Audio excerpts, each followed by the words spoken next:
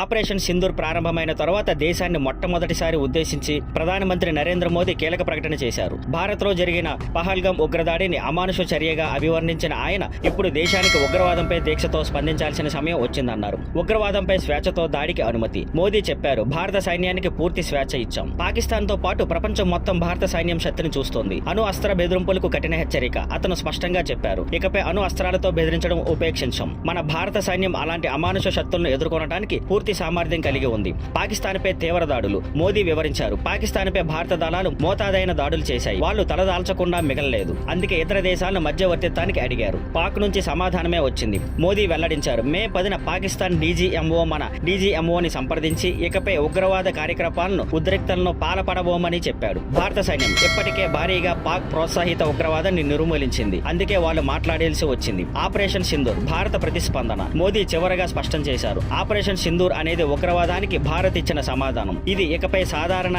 మన సమర్థతను ప్రదర్శించే చర్యలు ఇవే. Thank you for watching. Please like, share and subscribe.